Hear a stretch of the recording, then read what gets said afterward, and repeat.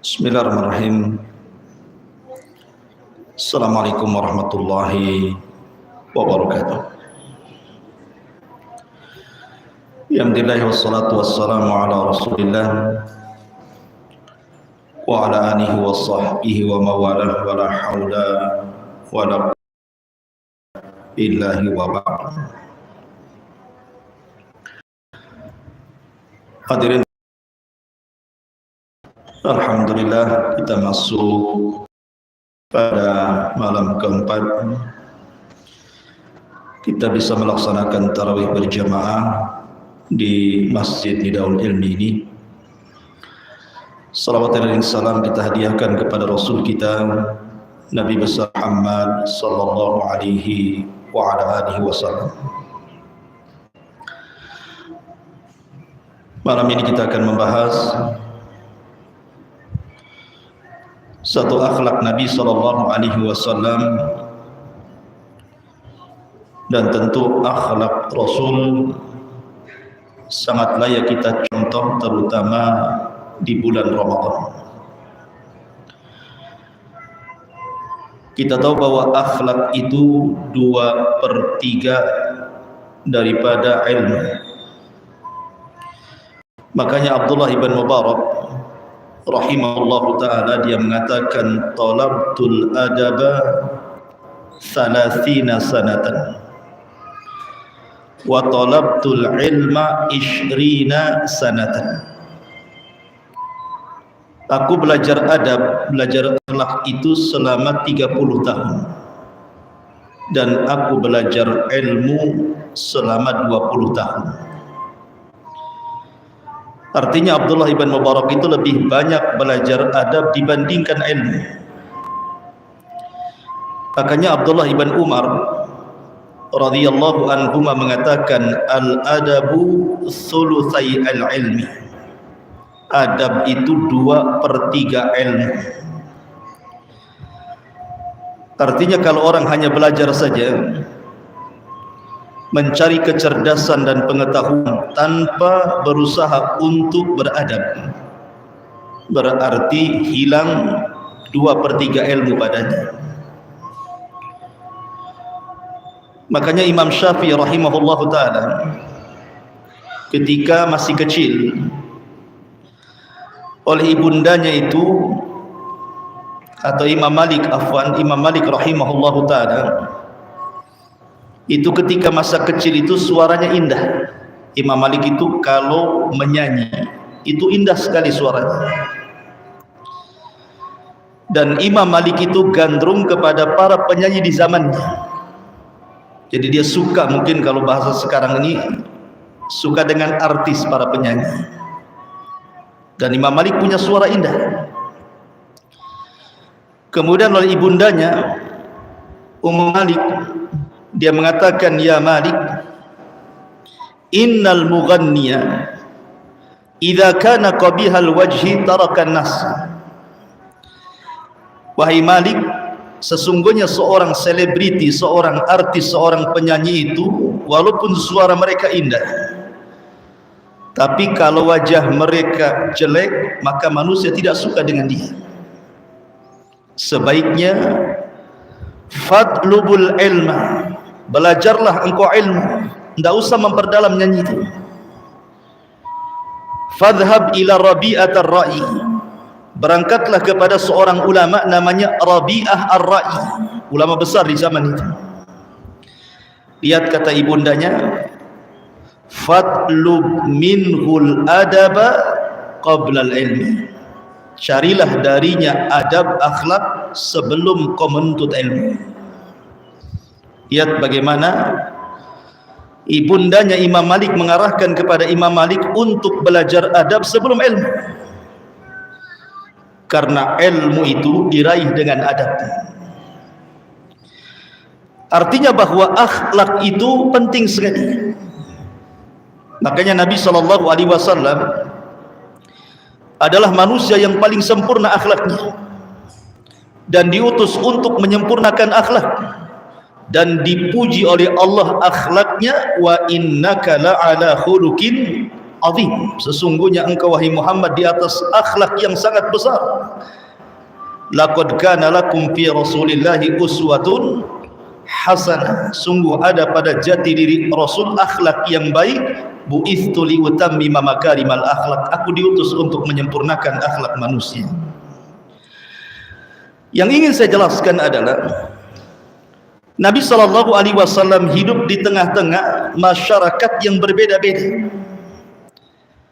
Ada orang-orang Ansar yang memang lembut-lembut karakternya. Ada orang-orang Muhajirin yang memang keras-keras karakternya. Belum lagi dihadapkan dengan orang-orang Yahudi. Belum lagi dihadapkan dengan orang-orang Nasrani. Sehingga Rasul harus cerdas menghadapi berbagai macam karakter manusia. Belum lagi orang-orang kafir Quraisy gitu ya. Maka di sini kita akan menjelaskan cuplikan sedikit bagaimana muamalah Nabi SAW bersama manusia. Ma'asyiral muslimin yang dimuliakan Allah Azza wa Jalla, Nabi itu tidak selalu serius. Nabi itu tidak selalu serius, tegang, tidak. Nabi itu suka bercanda juga. Suatu ketika Nabi SAW, dan ini riwayat Bukhari dijelaskan, ada seorang anak kecil namanya Mahmud ibn Rabi. Anak-anak namanya Mahmud ibn Rabi. Jadi suatu ketika wudu di samping Nabi SAW. Kemudian Nabi SAW memasukkan, ketika kumur-kumur, memasukkan airnya ke mulut, disemburkan ke mukanya. Kemudian Rasul tertawa. Coba antum buat kayak gitu. Antum buat kayak gitu ya, antum wudu gitu di sampingnya, mukanya disembur gitu ya. Antum tidak perlu ketahui, ini sunnah Nabi. Sunnah, ini Nabi yang melakukannya, ini sunnah. Ya kan? Cuman masalahnya kalau di zaman sekarang melakukan sunnah ini tersinggung sama pamanya anak wudu sama Bang Karim di samping sesemprot. Besoknya tidak mau sholat di sini. Kurang adab Ustadz nih katanya. Masa saya disemprot air wudu? Ini sunnah Nabi. Coba. Sunnah-sunnah yang seperti ini hilang. Bahkan sekarang ini kalau menggunakan sunnah ini lihat-lihat orang. Mungkin kalau saya nyembur mungkin kuranglah tersinggungnya kan. Segan sama Ustadz kan. Coba antum sesama antum mungkin kelahi itu di kamar wudu. Mungkin semprot-semprotannya. Tapi ini sunnah Nabi. Ya. Nabi bercanda kan di sini. Luar biasa, Nabi itu tidak tegang terus tidak, juga terkadang dia bercanda. Kemudian juga Anas ibn Malik radhiyallahu an, suatu ketika Anas ini masih kecil karena dia membantu Nabi SAW itu di usia 10 tahun. Ibundanya Anas ibn Malik, Rumaisah bintu Milhan, itu menikah dengan Abu Talha. Maharnya Islam. Karena Abu Talha itu kafir, suka dengan ibunya Malik ibn Anas ibn Malik. Walaupun Abu Talha ganteng orangnya, kaya orangnya, terpandang orangnya, tapi dia kafir, ditolak oleh Ummu Anas ini. Kemudian mensyaratkan, kalau engkau ingin menikahi aku, maka maharnya keislamanmu. Makanya kemudian dia masuk Islam, dan itulah mahar pernikahan Abu Talha dengan Rumaisah bintu Milhan, Ummu Anas ibn Malik radhiyallahu anhu. Makanya Anas itu berbangga dengan ibunya. Tidak ada wanita yang lebih mulia maharnya melainkan mahar ibundanya. Lah Abu Talha radhiyallahu anhu dari pernikahan istri yang lamanya, sebelum menikah dengan Ummu Anas ibn Malik ini, punya anak kecil, lebih kecil dibandingkan Anas bin Malik. Ia mungkin usia 5 atau 6 tahun gitu. Namanya Abu Umair. Walaupun masih kecil sudah dipanggil Abu, karena memang kunyah itu hukumnya sunnah dalam Islam. Tapi di zaman sekarang gara-gara para teroris namanya belakangnya Abu-Abu, makanya kadang-kadang mau kenalan pakai Abu itu disangka kawan-kawan teroris gitu. Sampai di Bengkong itu Pak RT bilang, kalau ingin tahu gang Abu-Abu, sebelah sana itu Abu semua namanya. Sampai disebut gang Abu-Abu karena Abu Humairah, Abu ini, Abu di situ. Sampai dibilang gang Abu katanya. Ya. Tapi dalam Islam kunyah itu sunnah. Namanya Abu Umair, masih kecil loh, 7 tahun dia disebut Abu Umair. Lah Anas bin Malik ini kan kakaknya. Suatu ketika Abu Umair itu kan punya peliharaan burung pipit, kemudian diberi nama Nugair. Artinya boleh kita ini kalau punya peliharaan dikasih nama, nggak apa-apa. Dan di zaman itu juga Abu Umair punya peliharaan burung, kemudian dikasih nama Nugair. Karena anak kecil, ikhwan, Abu Umair kan anak kecil, dia tidak paham bagaimana merawat seekor burung pipit yang masih kecil itu. Entah keinjak, entah kecekik, matilah burung itu. Menangislah Abu Umair ini karena peliharaannya mati. Begitulah anak-anak, dia lebih sedih kalau seandainya mainannya rusak dibandingkan kehilangan yang lainnya. Kalau anak-anak kan paling sedih kalau mainannya rusak gitu. Nangislah Abu Umair. Anas ibn Malik selaku kakaknya melihat, tidak tega melihat adiknya ini. Akhirnya dia datang kepada Nabi SAW umur 10 tahun, kemudian menceritakan bahwa adiknya menangis sedih gara-gara peliharaannya burung pipit namanya Nugair itu mati. Subhanallah. Nabi SAW datang kepada Abu Umair untuk takziah gara-gara kematian burung. Coba, burung mati Rasul takziah. Kira-kira kalau tetangga mati kucing anggoranya gitu, takziah enggak tuh? Ada tetangga kucing anggora mati karena lindas gitu. Nabi SAW takziah walaupun yang mati itu burung pipit itu. Kemudian Nabi SAW menghibur Abu Umair dan mengatakan, ya Aba Umair, ma fa'alan Nugair. Riwayat ini dalam Sahih Bukhari. Wahai Aba Umair, apa yang terjadi dengan burung musi Nugair itu? Kata Abu Umair, mata ya Rasul, mati Rasul keceki ini. Anak-anak mungkin mati keinjak keceki, matilah istilahnya kan. Kemudian Nabi SAW menghibur Abu Umair yang usianya 7 tahun itu. Begitulah akhlak Rasul. Walaupun ke anak-anak itu sayangnya luar biasa. Ma'asyiral muslimin yang dimuliakan Allah Azza wa Jalla. Bahkan terkadang Nabi SAW itu bermuamalah luar biasa tanpa melihat orang sampai kepada fuqara wal masakin. Diceritakan oleh Anas radhiyallahu an, ada seorang laki-laki dari Badui namanya Zahir. Laki-laki ini namanya Zahir, orang Badui, orang miskin. Sudah miskin, jelek lagi, mukanya paling jelek. Miskin, jelek mukanya. Sudah tidak punya harta, tidak punya ketampanan, tidak punya kehormatan. Ada yang mengatakan dia seorang budak. Tetapi Nabi SAW tidak pernah melupakan kebaikan manusia. Jadi suatu ketika Nabi SAW singgah di Badui, di rumahnya Zahir ini, dan dijamu.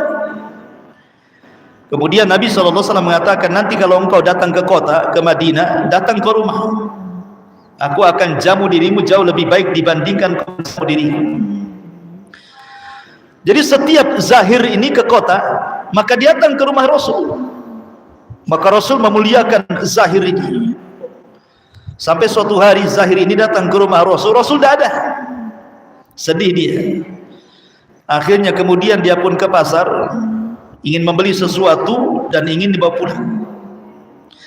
Rupanya Nabi SAW ketika pulang, kata istrinya mengatakan bahwa tadi ada Zahir datang mencari dirimu wahai Rasul. Oh, langsung Rasul kaget, di mana Zahir? Akhirnya orang-orang mengatakan Zahir ada di pasar. Rasul pun ke pasar. Tiba-tiba ketika Zahir berdiri di tengah-tengah pasar itu, dipeluk dari belakang oleh Rasul. Bayangkan, Zahir ketakutan nih. Siapa yang memeluk dirinya dengan sangat kencang sekali? Jangan-jangan orang jahat. Tetapi dia melihat manusia yang memandangnya, tidak ada yang memandang dengan serius, semua tertawa. Nah, barulah kemudian Zahir ini agak reda. Kenapa orang kok ketawa sama saya gitu? Ketika dia melirik ke belakang, rupanya Nabi SAW. Kemudian Nabi SAW mengatakan, Man yashtari hadal abd, siapa yang mau membeli budak ini, katanya. Nabi SAW langsung teriak, siapa yang mau membeli budak ini? Maka kemudian Zahir mengatakan, ya Rasulullah, kau buat harga berapa diriku? Aku ini budak yang tidak ada harganya, tidak ada orang yang mau denganku, katanya. Tapi Nabi SAW mengatakan, indallahi anta ghalin, tidak, bahkan di sisi Allah engkau adalah mahal. Kemudian Nabi SAW bercanda sampai satu pasar tertawa. Artinya Nabi SAW juga suka bercanda gitu, bermuamalah dengan orang susah gitu ya, senang gitu. Kalau ketemu dengan orang susah senang dia. Sampai-sampai dicarinya ke pasar dia. Kalau para pemimpin di zaman sekarang ya wallahu a'lam gitu, ada momen-momen tertentu saja mengunjungi orang susah itu ya. Kalau pas momen mau cari suara, datang dia ke ruli-ruli gitu ya, ngasih sumbangan, janjiin jalannya mau diaspal gitu. Gitu ya. Itu aja ya. Kalau hari-hari biasa mana mau nyari-nyari. Ya, itulah beda pemimpin. Nabi memberikan contoh terbaik bagi para pemimpin-pemimpin dunia.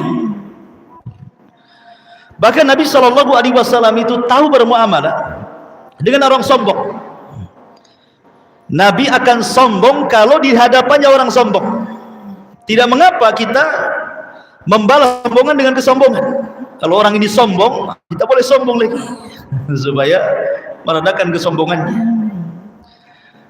Ketika Nabi SAW umrah pertama, umrah Hudaybiyah itu kan tidak boleh masuk, dihadang.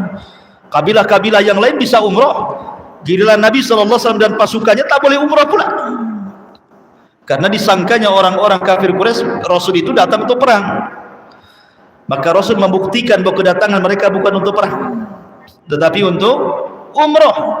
Makanya kemudian hadiyu, binatang-binatang sembelihan itu dikumpulkan, bahwa kalau memang saya perang, saya tidak akan bawa binatang hadiyu untuk menyedekahkan penduduk Mekah. Saya datang untuk bersedekah kepada penduduk Mekah. Lihat ini, hadiyu-hadiyu ini, kurban-kurban untuk dikurbankan di Mekah.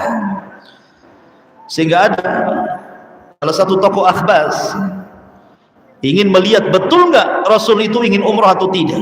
Belum sampai berjumpa, Rasul sudah melihat binatang-binatang yang akan disedekahkan bagi penduduk Mekah. Dia datang ke penduduk Mekah, demi Allah, kedatangan Muhammad bukan untuk perang. Betul-betul dia ingin ibadah dan bersedekah kepada penduduknya.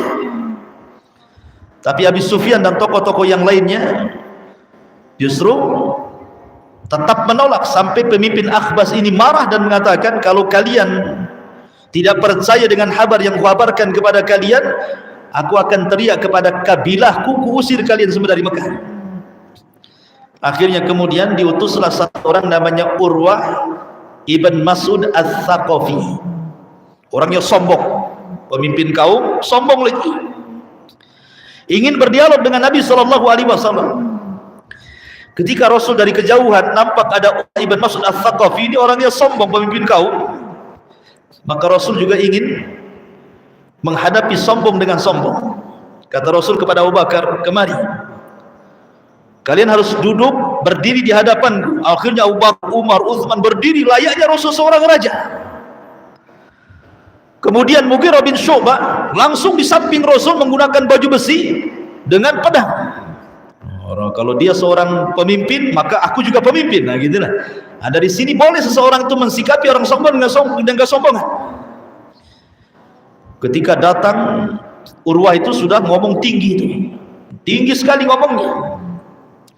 Tapi Abu Bakar Siddiq radhiyallahu anhu kemudian berusaha membantah. Akhirnya semakin reda kesombongannya, sampai ketika kemudian dia diancam, dia mulai melembutkan kata-katanya, ingin mendekati Rasul dan hendak memegang janggutnya. Begitulah orang Arab, kalau melembutkan hati saudaranya itu dengan dipegang janggutnya.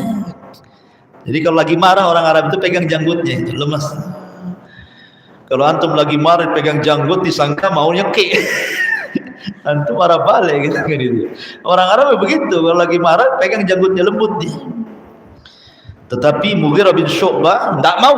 Rambut Rasul disentuh oleh Urwah ibn Mas'ud Al-Thaqafi. Diambil pedang sama gagangnya, ditepuk tangannya. Jangan kau sentuh janggut Nabi.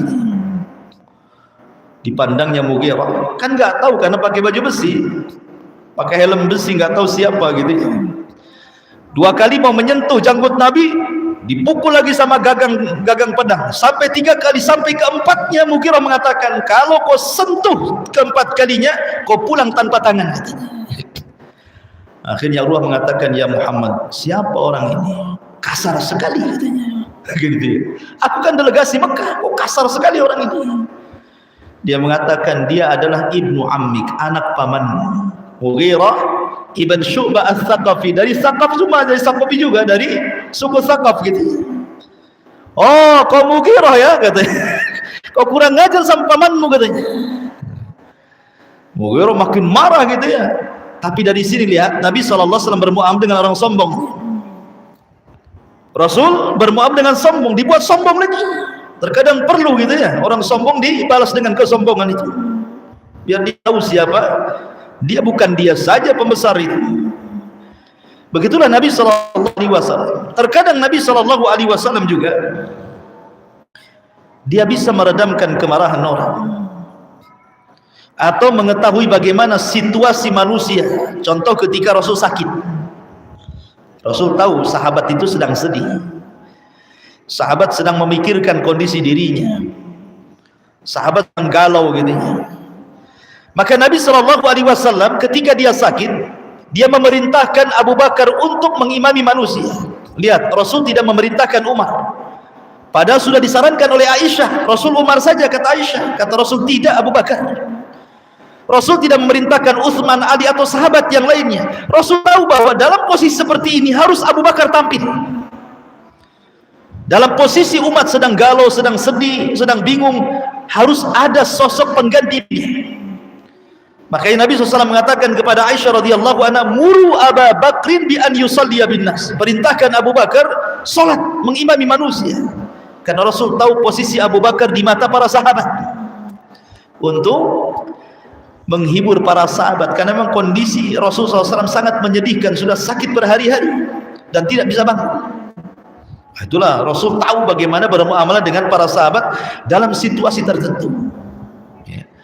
Ma'asyiral muslimin yang dimuliakan Allah Subhanahu wa taala, termasuk juga Rasul tahu bermuamalah dengan orang yang keras hatinya.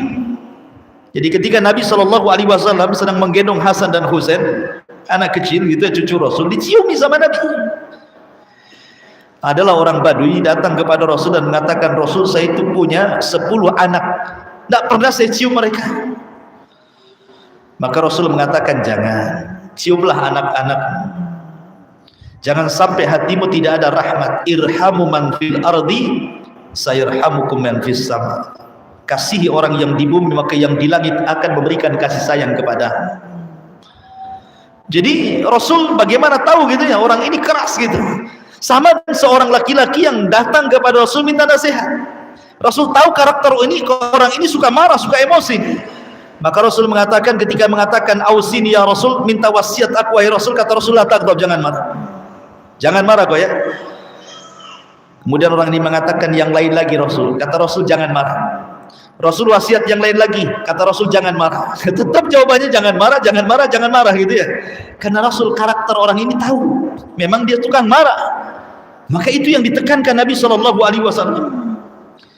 Artinya bahwa Nabi SAW ketika menghadapi orang itu memang tahu situasi gitu ya. Bagaimana cara menghadapi orang-orang kafir, bagaimana cara menghadapi orang-orang musyrik, bagaimana cara menghadapi para sahabat, bagaimana cara menghadapi karakter tertentu. Dan itu akhlak kesempurnaan Rasul, sehingga wajar Nabi SAW memberikan pendidikan kepada para sahabat. Tidaklah Rasul wafat kecuali Nabi SAW sudah mempersiapkan 2000 lebih pemimpin kaum muslimin, pemimpin dunia 2000. Kata ulama sejarah itu, tidaklah Rasul wafat kecuali Rasul sudah mengkadar 2000 lebih pemimpin. Jangan cerita 2000. Khulafaur Rasyidin saja, Abu Bakar, Umar, Utsman, Ali, hanya 4 orang saja, sepertiga dunia sudah dikuasai kan? Itu 4 orang tuh. Kemudian al-asyaratun mubasyiruna bil jannah, 10 sahabat yang dijanjikan masuk surga. Ini bukan pemimpin Arab kelasnya, pemimpin dunia ikhwan. Bukan pemimpin Arab, pemimpin dunia. Di zaman Umar sudah sampai ke Persia, ke Romawi kan gitu ya. 10 sahabat saja sudah bisa menguasai dunia. Gimana 2000? Kalau seandainya para sahabat ini hidup semua sampai sekarang, mungkin dunia ini menjadi muslim semua, ikhwan. Makanya sering saya katakan, kalau ada orang bicara tentang ilmu parenting, nggak perlu kita bicara tentang ngambil dari barat itu. Rasul itu sudah mengajarkan bagaimana ilmu parenting terbaik di dunia, sehingga Rasul tidaklah wafat kecuali sudah ada generasi yang meneruskan Rasul. Apapun yang dihajatkan manusia ada di tengah-tengah para sahabat. Didikan siapa mereka? Sahabat. Rasul yang mendidik mereka. Oh, itulah Nabi SAW hebatnya luar biasa mendidik generasi terbaik umat ini, menciptakan para pemimpin-pemimpin dunia. Jadi tidak perlu khususlah kepemimpinan itu ke barat, tidak perlu. Cukup kepada Nabi SAW dan para sahabatnya, mereka mengajarkan bagaimana menjadi pemimpin terbaik bagi umatnya. Subhanaka wa bihamdika asyhadu an la ilaha illa anta astaghfiruka wa atubu ilaik. Allahu ta'ala alam. Assalamualaikum warahmatullahi wabarakatuh.